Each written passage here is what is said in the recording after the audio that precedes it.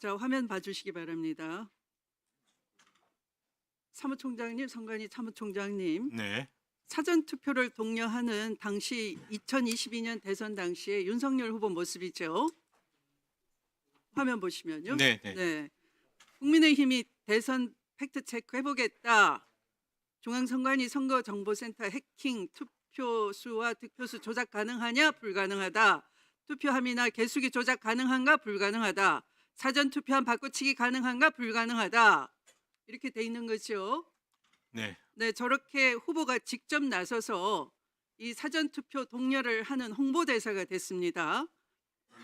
자, 그런데 이번 그 내란 사태에서 선관위가 무력 침탈이 됐습니다. 무력이 동원이 돼서 선관위, 중앙선관위 서버를 확보하겠다라고 한다든지, 또 민간인 노상원이 이렇게 말합니다. 체포조를 보내면서 그 체포조에게 지시를 합니다. 선관위 직원들을 잡아 족치면 부정선거 꼬리가 잡히지 않겠나, 이렇게 말했습니다. 공소장 보면 그런 말 나오는 거 아시죠? 네. 네. 그러면 이 내란 수괴가 본인 선거 때는 저렇게 사전선거 안심하고 하라, 이렇게 홍보대사가 돼서 직접 선거 독려를 하고 그래서 선거를 이겼습니다. 그런데 갑자기 이렇게 독립기관인 중앙선관위, 헌법상 기관이죠, 무력을 동원해서 침탈을 하고 이걸 사람을 시켜서 직접 중앙선거관리위원장을 아까 그 노상원이 직접 신문하겠다, 그런 게 수긍이 되십니까? 어떻게 느끼십니까? 그 사이 무슨 중앙선관위가 신뢰를 상실할 만한 그다란 병거가 있었습니까?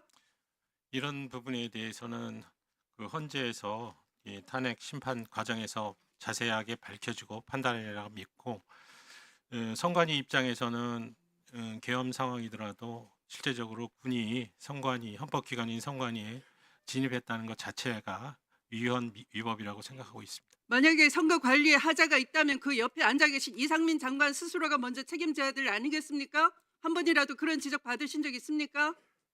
그 건에 대해서는 저 선거 관리 책임은 전적으로 선거관리위원회에 있습니다. 행안부는 저희의 지원 부서일 뿐입니다. 알겠습니다. 그러나 아까 그런 이 득표수 무슨 이런 것이 선거인 관리 명부상의 잘못으로 있다고 한다면 당연히 옆에 앉아 계신 이상민 행안부 장관부터 먼저 추궁이 돼야 되는 것이죠. 그렇지 않겠습니까? 선거인 명부 관련해서. 지원부 업무를 맡고 계시니까 네. 저희한테 그 선거 관리에 문제점이 있다면 그 조언할 수 있는 그런 부분은 되겠습니다. 네, 근데 그 옆에 앉아 계시는 분은 벙어리 행세를 하시기로 했으니까 제가 묻지 않겠습니다. 그러면 오늘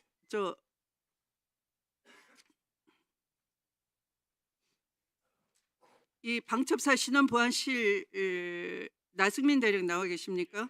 네. 방첩사 신원보 시장입니다. 네.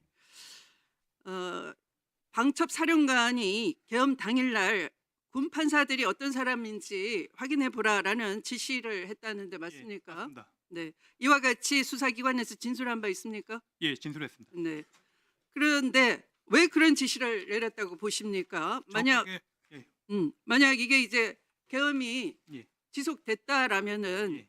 군사법원에서 재판부가 구성이 돼야 되는 것이죠. 예, 그렇습니다. 그 재판부 구성을 위해서 미리 준비하라, 그런 지시 아니겠습니까? 좀 말씀드려도 되겠습니까? 네. 당시 제가 복귀한 이후에 공공신경의 사령관이 전 불러서 대령 1명, 중령 2명, 소령 1명, 총 4명을 인적사항을 불러줬고, 제가 사무실에 복귀한 후 인적사항을 확인해보니 4명 모두 군판사였습니다. 그래서 저는 담당 과장하고 토의하는 과정에서 현재 계엄 상황이 정상적인 상황이 아닌데, 특히 이런 판사들을 저희가 성향을 파악했을 때는 나중에 혹시 인사조치라든지 어떤 문제가 발생할 수 있을 걸 판단했고, 그래서 제가 일단 신원실에는 예하부대 확인을 해야 되기 때문에 확인 지시를 중단하고 하지 말도록 하고 일단은 복명하지 않았습니다.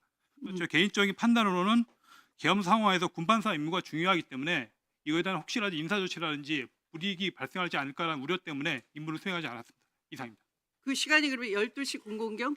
00시경에 제가 부대 복귀해서 사령관한테 개인적으로 지시를 받았고, 그리고 제가 와서 이제 상황이 파악이 안 돼서 TV를 켰는데 네. 보니까 이제 국회 계엄군들이 들어가 있는 상태였고 네. 상당히 정상적인 상황이 아니기 때문에 중단했습니다. 네. 알았습니다. 이상입니다. 네, 들어가십시오. 네.